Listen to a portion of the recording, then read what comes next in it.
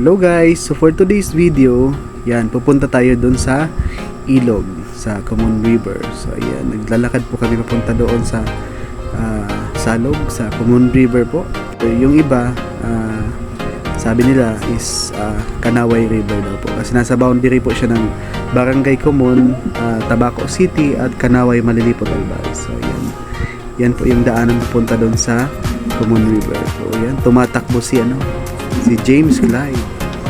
Yan, punta kami dun sa yun yung daanan na punta dun sa Common River. Medyo malayo pero sulit naman yung layo kasi napakaganda naman yung view na dadaanan mo.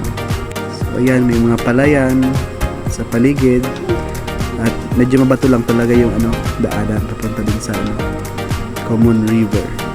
Sa part na yan, medyo malapit na nga tayo guys sa ilog. Excited na yung bata eh. And habang naglalakad tayo, enjoy na enjoy din tayo sa magandang view papunta dito. So, yan. Kitang-kita din pala dito si Mayon Volcano guys. Ayan nga, natanaw na natin yung ating pagliliguan.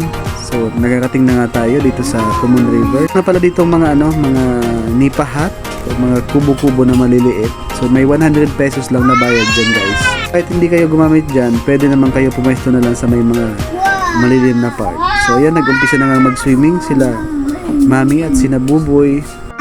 So ayan, kaso medyo malamig nga dyan yung tubig. So ayan, swimming na din tayo. Dyan sa part na yan guys, giniginaw talaga tayo kasi sobrang lamig dyan ng tubig, as in parang may yellow. Lilipat nga tayo dito sa may taas na part kasi dito yung medyo malalim. So, ayan. Si James Clyde naman ayaw dyan guys tumapak sa sa lupa. Ayan nga, nagmerienda muna kami kasi nagutom daw. Siyempre balik ulit sa tubig. So ayan, giniginaw na kami dyan pareho. Pero ayaw niya pa din talaga tumapak kasi ewan ko, parang nakikiliti yung paa niya dyan guys.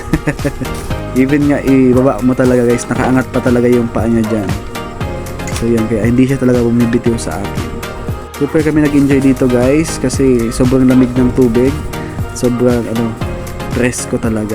Nakakawala ng pagod at nakakawala ng stress guys.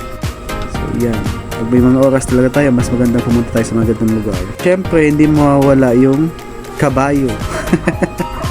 So ayan guys.